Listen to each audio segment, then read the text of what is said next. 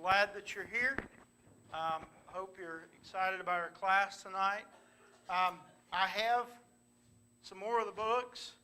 Does every family have one? You have one? You need one? Okay. Do you think your mom has one? Okay.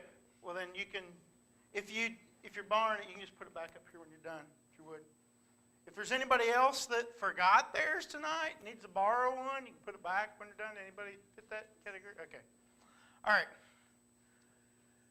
We're starting out in the book, The Big Picture. Hopefully you enjoyed the first lesson of it. Hopefully you enjoyed what you were able to go through and got to look at the book a little bit. One of the things I think is really cool about this that you're going to notice is, and maybe you didn't even pay attention to it, in a lot of the places throughout the book, at different points in the book, there will be a timeline at the top of the page.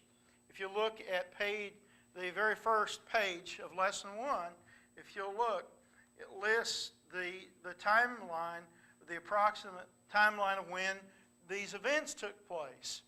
And I guarantee there's things there you don't know. I know there's things there I don't know as far as that goes. But it's a good reference for that to kind of give you a timeline as to when those things took place. And if you'll notice, those timelines are in there, and it shows you, like if you go to the next, a couple lessons later, the timeline at the beginning of chapter 3 or lesson 3, it shows you in a different color where that particular set of events fits into the timeline. And I think that's really, really neat to see. So just something that maybe isn't necessarily going to be what we teach each week, but yet it's something that's a part of the book. There's a few of those kind of features like that you'll find in the book that I think will be beneficial. When you think of the Bible, and the Bible itself is from the Greek word biblos. Okay? The Greek word biblos is the word that we use for Bible, and it simply means book. And that's what it literally is. It is a transliterated word. Does anybody know what a transliterated word is? Anybody besides Mark? Okay, Mark, what's a transliterated word? Transliterated word is we didn't have a word that would meet that definition, so we transliterated or moved it into English. Baptism is the one that we teach about that most often. Baptizo is the Greek word, yes. Yes. Which means to immerse. It had they literally translated. Correct. And Mark is right. A lot of times there are words that we use that are in the Bible, or that are words that we use in Christianity, and there wasn't necessarily an English word that would translate. And so what they did was they transliterated. They took the word and made a word, so to speak. And biblos is one of those words. Apostolos is the word for apostle.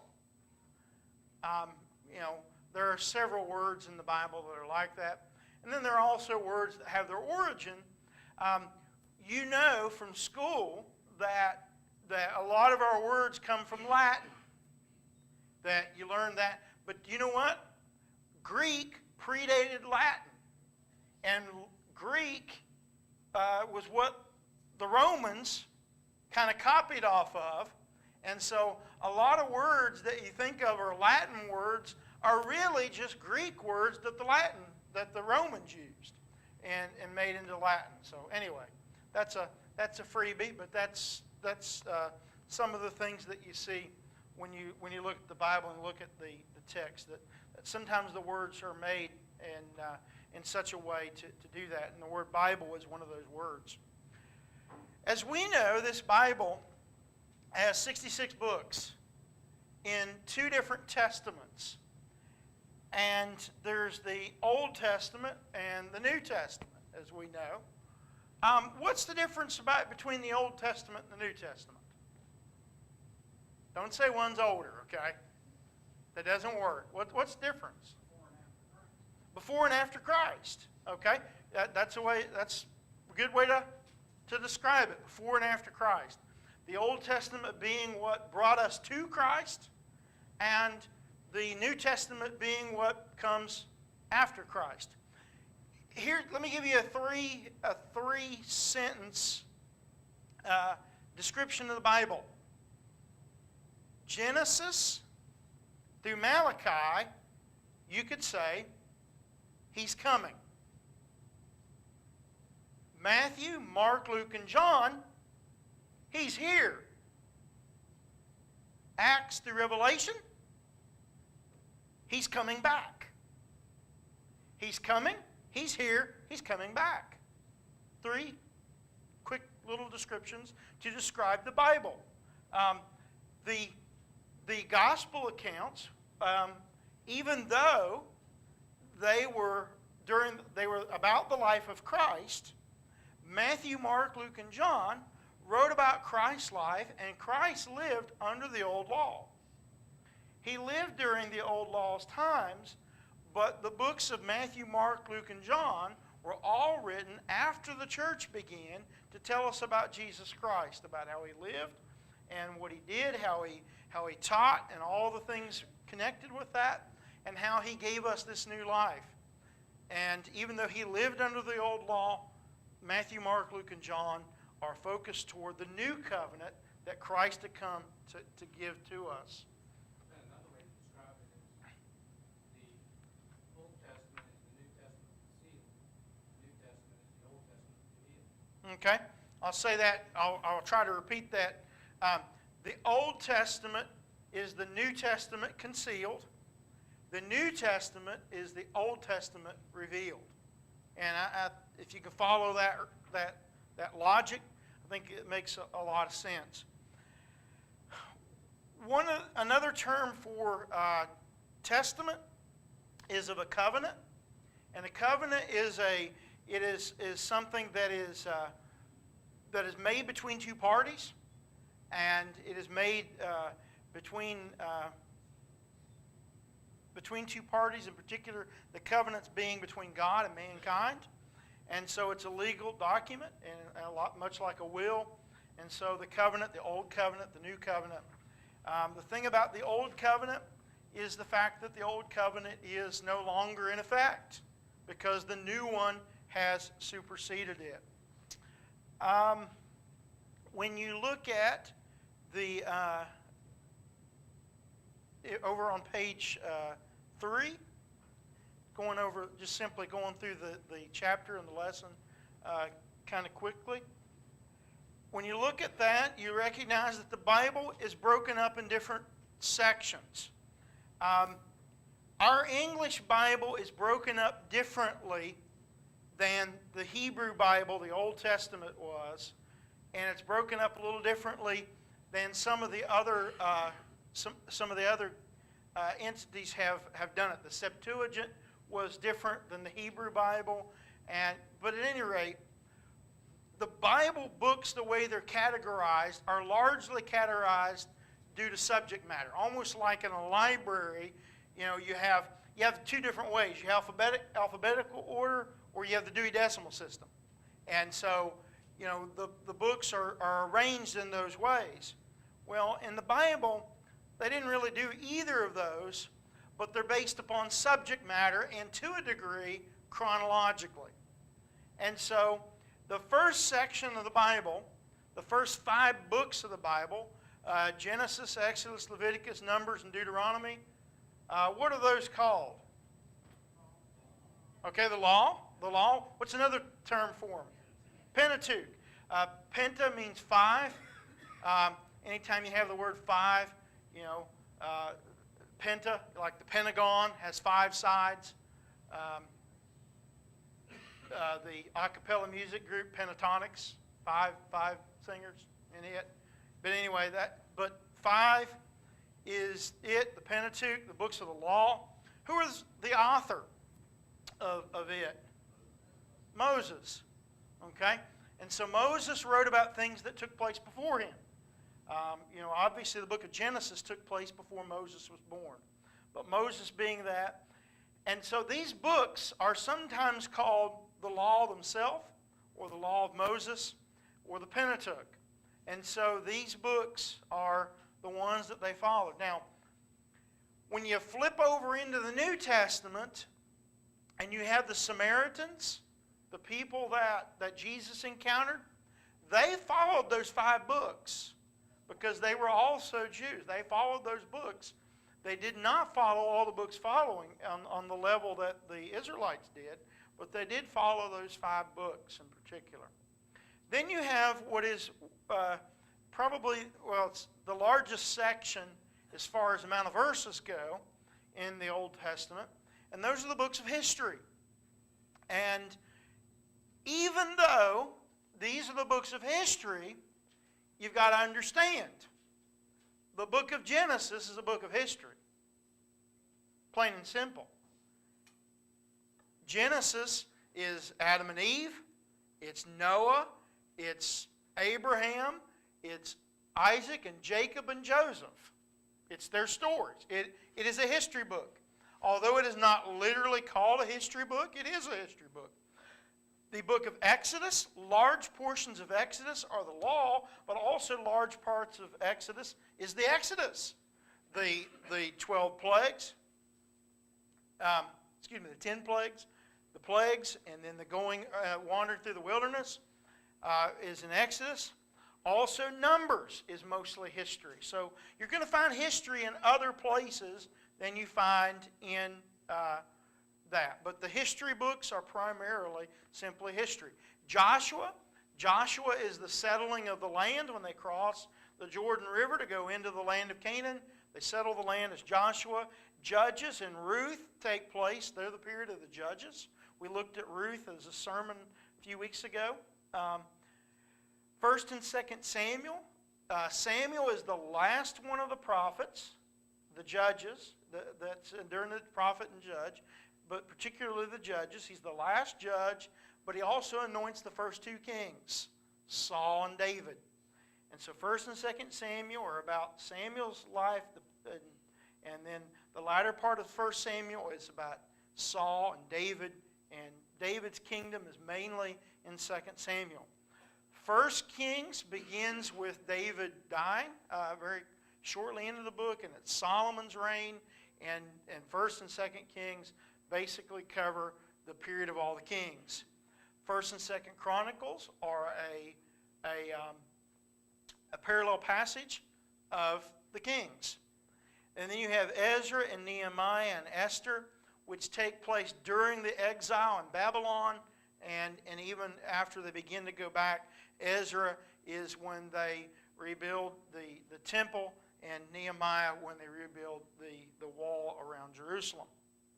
And so those books of history. And then you also find in the minor prophets the book of Jonah. Although he's a prophet, his book is essentially a history book. And so there's history interwoven in them, and there's prophecy interwoven in them, but these are the categories that are primarily given. The next section is of poetry, sometimes called wisdom literature. And these books of poetry are Job and Psalms and Proverbs and Ecclesiastes and Song of Solomon. This is one of the places where the Bible is out of order as far as time. Job is included in them, but Job is probably the oldest book in the Bible. We don't know exactly where Job fits in, but I think it's pretty safe to say that Job was probably even before Abraham. He was in that frame of time. His book, because of that, is one of the actual, whether Job wrote it or whether it's simply written about Job, the book of Job is one of the oldest pieces of literature in humanity. Okay? For that reason. It's a very, very ancient book and predates the law. First book of the Bible written, don't know the specific author. We title it Job because it's about him. And it could be that he was the author. In fact, probably more than likely was. But Job is poetry. The book is poetic and written in different speeches that he and his friends and then eventually God make together. Then you have Psalms and Proverbs and Ecclesiastes, and then Song of Solomon. Okay? Any questions or comments so far on the books? All right? Then you have the major prophets and minor prophets. And the major prophets, it's one of your questions a little later. Why are they major prophets? They're long. Lamentations is 5 chapters. That's not long. No. The reason why Lamentations is included in the major prophets is because Jeremiah wrote Lamentations. And it is essentially, in a lot of ways, in addition to Jeremiah. It is his writing. And so it lengthwise fits with the minor prophets, but because Jeremiah wrote it, it's included in the major prophets. Major and minor prophets is a human designation, okay? There's no distinction made in the Bible. There's no distinction made when Jesus quotes from them, or the apostles quote from them, or the way they were regarded. Just simply, the major prophets' books are longer. All there is to it. The minor prophets' are books shorter. No greater meaning, no more significance, just longer books. Had more to say, and that's it. And just because someone has more to say, doesn't necessarily make them better than somebody else. Although we're talking about inspired men of God, so they did have good things to say, but at any rate. And one of the good ways to remember the separation is 5:12, 5:12. Right. In that Old Testament section. Right. And they have those listed on the end of page 3 and page 4. That's 5, 12, 5, 5, 12. And so, yeah, you can remember that. 5 books of law, 12 books of history, 5 books of poetry, 5 major prophets, 12 minor prophets. Sometimes the minor prophets are even called the 12, and even sometimes even listed as one book themselves. And so, anyway, you come to the New Testament, and the New Testament books are broken up in some of the same ways, although the distribution is a little different. The first four books are called the Gospels, or the Gospel accounts. Matthew, Mark, and Luke are sometimes called the Synoptic Gospels. Maybe you've heard that term before. And you know what a synonym is, don't you? 2 things mean the same. Synonyms have the same name. A synoptic means an optic. You know what optics are? Binoculars, or scope, or whatever, optics. Synoptic means they look the same. In other words, Matthew, Mark, and Luke are similar Gospels. They're similar in their content. They're similar in their focus. Matthew, Mark, and Luke all have to do with primarily events that take place in Galilee and around the Sea of Galilee. They are the Galilean ministry, if you will, of Jesus. The Gospel of John primarily focuses on the Judean ministry of Jesus, and the content of John is almost and always different than Matthew, Mark, and Luke. The vast majority of John's content is unique to John. A lot of Matthew, Mark, and Luke have parallel accounts. And so they are very different. So the content of John is very different overall, very different set of events than Matthew, Mark, and Luke. Since that's true, that's the reason Luke doesn't go automatically into Acts, and John doesn't precede him.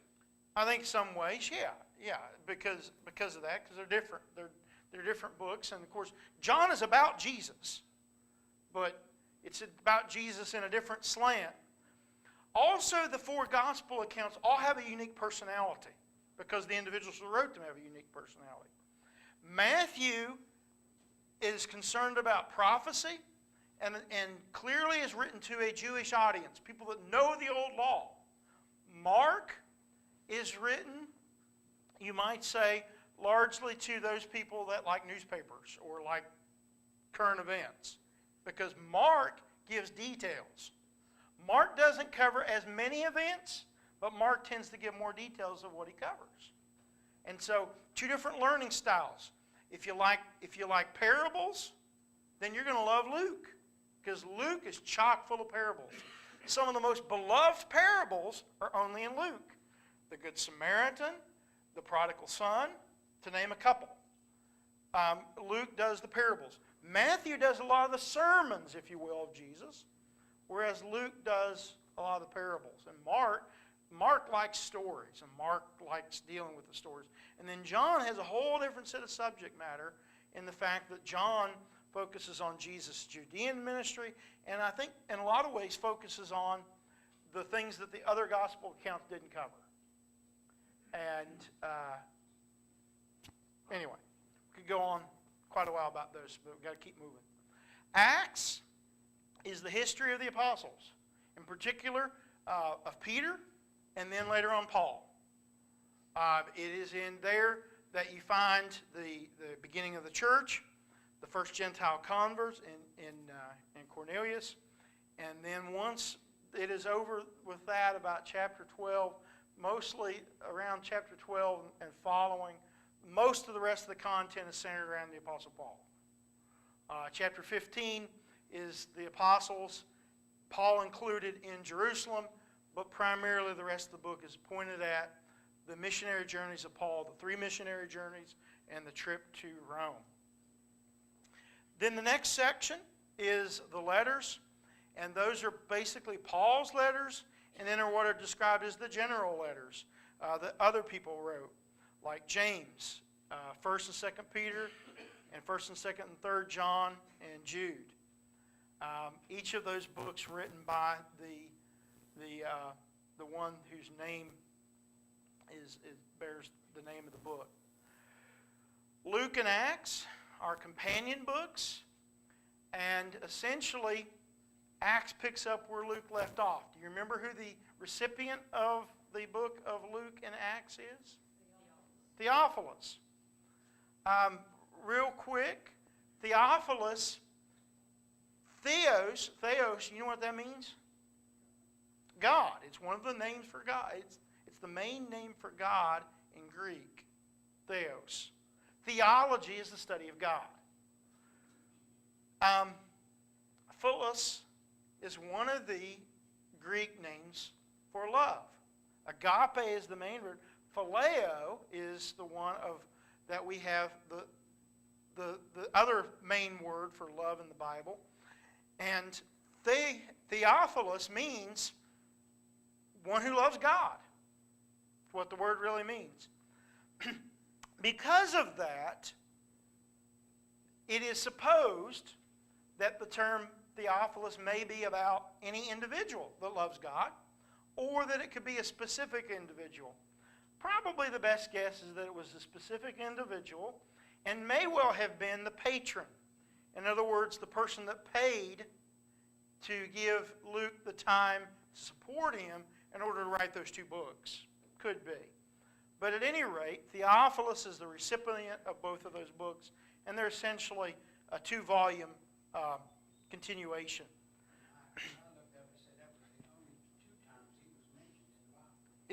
That's all we know about him. Those 2 books are given to him, and he's called excellent. And that is a term that was usually only given to governors and high officials. And the fact that the term excellent was given there, probably leans to the fact that it was an individual, a wealthy individual that was prestigious in their day and time, one that we don't know for history's sake, but one that was known and therefore was mentioned. The book of prophecy is Revelation. Okay, very quickly, I think most of us get this, but the idea of book, chapter, and verse. The Bible, broken up by books, by chapters and verses, and I think we know how to find those things. Know this, book, chapter, and verse. The books obviously were there, but the chapter and verse designations are a man-made addition. They were put in from the year in the 1300s to the 1500s. Chapters and verses are not inspired. They're man-made additions to help it make it easier for us to find things in the Bible. And so, because they're man-made, they could be prone to be, I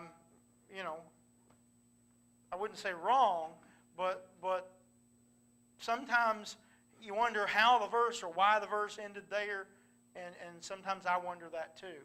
And partly it's because it was a man-made thing. But the text is inspired of God. Sometimes the verses and the breakup of those is a little different. Any questions or comments in the chapter? Okay, let's go through the questions real quick. The first set of questions, it's got the answers at the bottom. And so I'm not going to go over that set of questions because you got the answers at the bottom. But the rest of them don't have the answers at the bottom. So you can look at that, grade yourself. So if you have that on page 7, that section there, there's some good questions there, but all the answers are at the bottom. So like I say, don't see a need to go over those. But next page. Name the 5 divisions of the Old Testament. What's the first division? Law. Okay, everybody shout it out if you will. That would be too long calling on individuals. How many books are in the book of the law? 5. What's the second section? History. How many? 12. All right, third section? Poetry. How many? 5. Okay, what's the fourth one? Major prophets. And how many? 5. And the fifth one? Minor prophets. And how many books? 12. Okay, and we've covered, I think, 8 of them in our Wednesday evening class before now. And we're going to look at one of them, Habakkuk, this coming Sunday night. Name the 4 divisions in the New Testament. What's the first one? Gospels. And what are they? Matthew, Mark, Luke, and John. Okay. What's the second designation? History. And how many books? 1. Third one? Letters. Okay. And how many books? Sometimes people break those up into 2. Sometimes they'll talk about Paul's letters, and they'll list it as 14, and then they'll say general epistles, and it'll be the 7. Okay. So just know that sometimes they're broken up 2 different ways, but they divided it into one category of letters. And those were written to specific congregations or maybe specific individuals, as in Philemon, Titus, and 1st and 2nd Timothy were written to individuals. Okay? Why do you think the first 5 books are called the Law of Moses? What's that? Okay, they're written by Moses, and they contain the law. Okay? What group of Old Testament books is called the 12? The minor prophets, and because they sometimes are in one volume. Luke and Acts are companion volumes. What does that mean?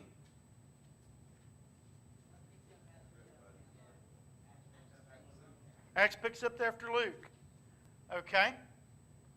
And then we've already answered that. The next question there, the last part of that, who's written? Theophilus. What's the difference between the major prophets and the minor prophets? D. They're longer, yeah. Which author of the major prophet book also wrote Lamentations? B. Jeremiah. The term gospel literally means good news. Which of the following choices best describes how to properly say the citation? Yeah, D. Number 6, verses 22 through 27. All right, the last 3 questions we have on here. If the Old Testament is obsolete, why are we not under it today? Then was it a mistake? In other words, is the New Testament God's second attempt to get salvation right?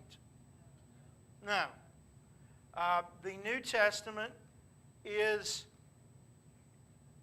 the fulfillment of the Old. Matthew 5:17, Jesus in the Sermon on the Mount says, I have not come to destroy the law and the prophets, but to fulfill them. I've not come to abolish them, not come to destroy them, but I've come to fulfill them. In other words, complete them, bring them to completion. A passage that is really good for you to look at, we don't have time to look at it, but if you want to write it down, Galatians chapter 3, verses 15 through 29 is a very good section to write down to look at this answer. And in particular, in verse 24 of Galatians 3, the old law is called our schoolmaster or called our guardian or our tutor, depending on the translation. And what that means is the old law was intended to prepare man, to instruct mankind to get ready for God's Son to come into the world. But there's some good things in that text. Write that down if you want to look at it, and some things to look at afterwards to do some further study. How can the New Testament Christian benefit from the study of the Old Testament? Some ways that you benefit from it? It's leading up to the New Testament. Okay. Giving us the prophecy or whatever. Okay, it leads up to it. Back to what Andy was saying a little while ago. Remember what Andy's statement was? That the Old Testament was the New Testament concealed, and that the New Testament is the Old Testament revealed. In other words, the prophecy and the teaching and the direction of the Old Testament is to prepare us and point us to the new. Tom? Well, we heard you never know where you're going unless you know where you've been. Okay. The Old Testament, that was vague. And that's true. Yes, and one of the great things about the Old Testament is you learn about God, and you learn about what God would say, because God interacted with people in a different way than He does today. And so we learn tremendous things about God and the way He works. You also have Stephen, Brody, would you come here? Go ahead and finish your thought. I'm going to have them pass something out while we're doing that. Pass that to everybody. One day. Absolutely. You know, I'm glad we didn't have to sacrifice a bull tonight to you didn't have the old, you said, well, this doesn't seem yeah. better. Yeah. You know, I mean, many of you have butchered animals, but I wouldn't want to have to do it on a day in, day out basis like the priest had to.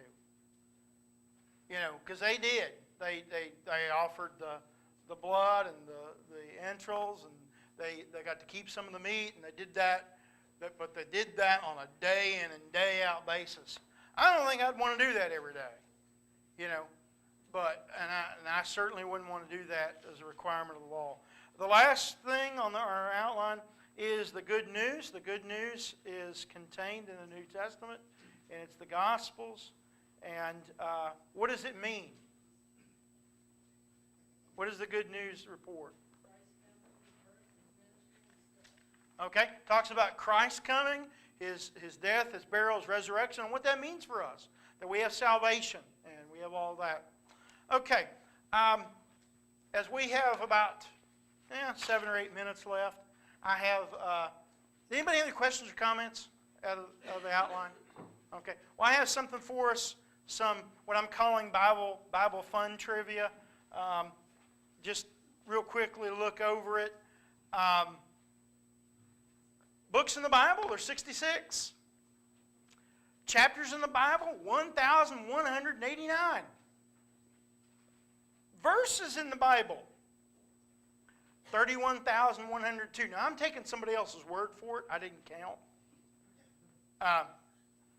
But in the King James Version, some of the other translations break the passages up a little differently. Some things are only in the King James Version, and therefore they're in a footnote or something, or in a bracket in some of the other translations. Okay, thanks.